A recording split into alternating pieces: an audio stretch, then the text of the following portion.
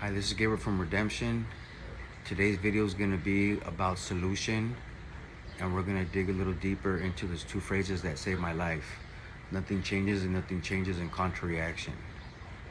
So, like I said in the last video, the last time I got incarcerated in the Orange County Jail through the booking process, it just like was epiphany to me because I've heard those phrases so many times at meetings.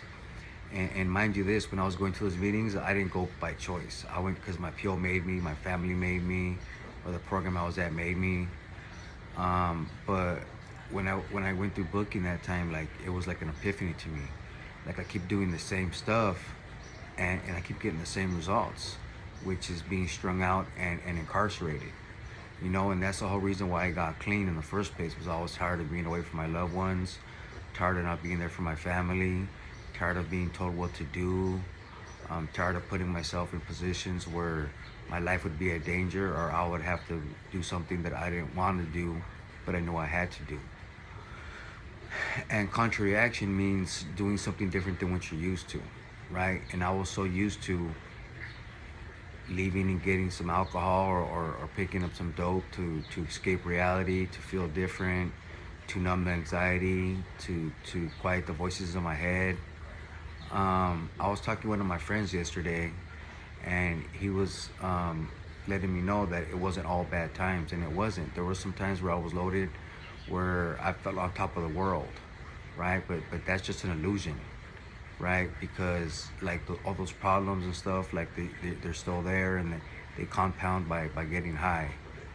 And I know it's like I'm a creature of instant gratification. So I know, like, when I start feeling funny or start feeling uncomfortable or start getting anxiety, like I know what's gonna take that pain away. I know what's gonna take that feeling away. But once you sit and play the tape through, okay, what if you get high today? You're gonna numb that feeling for a couple hours, and then what about a couple days from now? What about a week from now? What about a month from now? I'm gonna end up right where I don't want to be. That's probably incarcerated on the streets, or doing crime to support my habit. And I don't miss those days at all.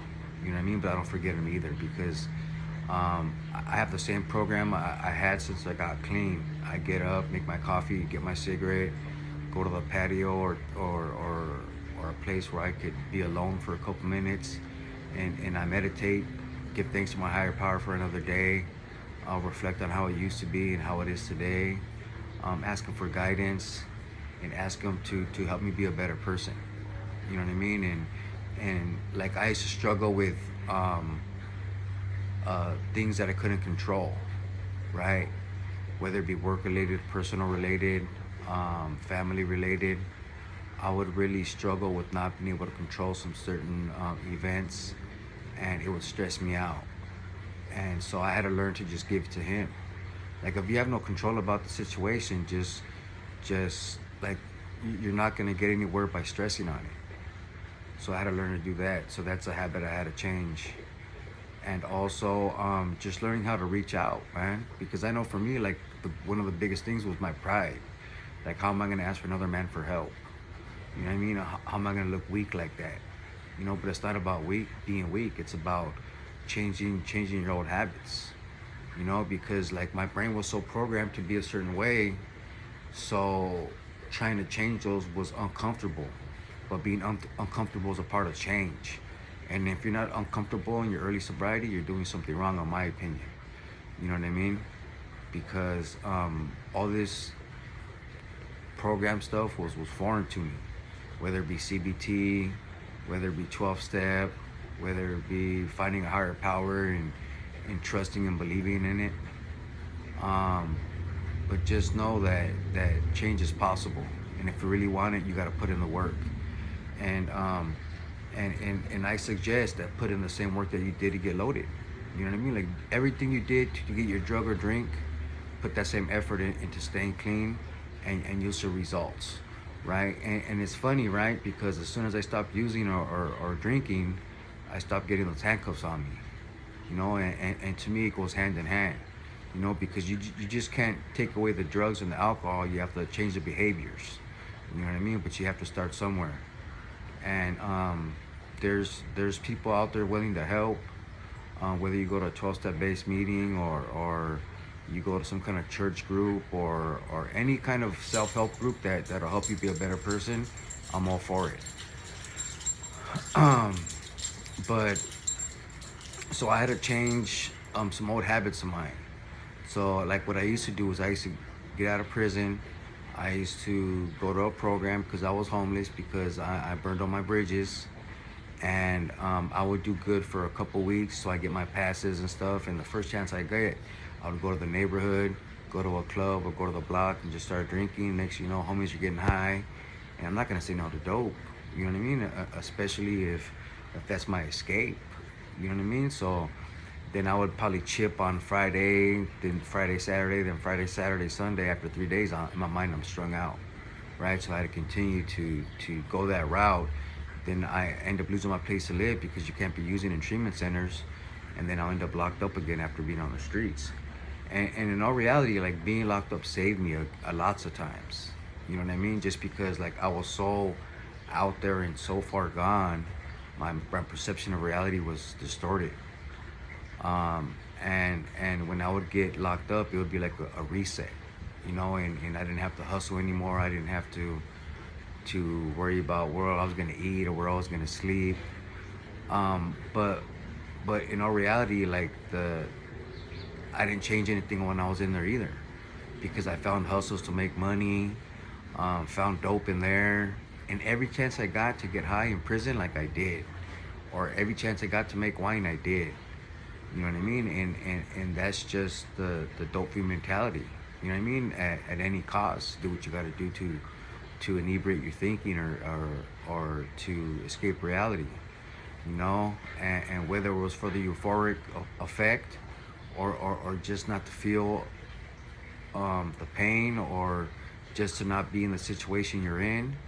And because of my using, like I put myself in really hairy predicaments, especially in prison. Like I remember like running up debts, and then just asking the person who had the yard, hey man, does anybody need to get whacked? You know what I mean? Or anybody need to get moved on? Like I'm raising my hand. You know what I mean? Because I knew that once I did that, my debt would be wiped. You know what I mean? And I put my safety and my release date at jeopardy just to fucking get high. You know what I'm saying? And like now that I think back, like I'm surprised I made it out of prison, man. You know what I mean? Especially the last 7 years I was incarcerated. I seen some pretty crazy stuff and had to be a part of some crazy stuff because of the choices I made. And that just goes along with the disease. You know what I mean? Because once you're in that environment, it's hard to think straight and to think rational. You know what I mean? Because just like out here, like anything to get dope. I would lie, I would fucking, I would cheat, I would steal, you know what I mean, in prison, you know, and you can get hurt really bad for doing those stuff in there, you know what I mean, but like I didn't care because I needed to get loaded, you know what I'm saying. So I know my higher power was looking out for me, even before I decided to get clean, because he had a plan for me, you know. His plan was for me to help people with the same ailments that I had. So whether that be behavior modification or substance abuse, because I'm a big believer in both. You know what I mean? You can't just take away the substances and think you're gonna be all right. You have to change the behaviors. You know what I mean? So like find some self-help groups that'll help you change your behaviors, and get in a 12-step fellowship that'll help you learn how to live life righteous. Because I'm a big believer that if you put good into the universe, good will come back. But life still happens, like I said before. Like I want to say 2021, my mom passed away suddenly, and I wasn't ready for that. You know, like I had no urge to drink or use whatsoever, but it was probably the hardest thing I had to deal with in my sobriety. And I was beating myself up like, man, I wish I would have been a better son. I wish I would have been there. I wish I wouldn't have been on the streets or locked up all that time. You know what I mean? Because she had moved to Vegas and we're from California. And she had moved out there like 15, 20 years ago. And I hadn't been able to go out there because either I was strung out or my pill wouldn't let me, or that was my excuses, I think. I just wanted her to see me messed up. So when I got off paper, when I discharged probation, I went up there that first week. and to see her face light up after she seen me, like there's no greater feeling, right? Like I literally like shed a tear as she was crying to see me. And I would go up to see her maybe like 4 or 5 times a year.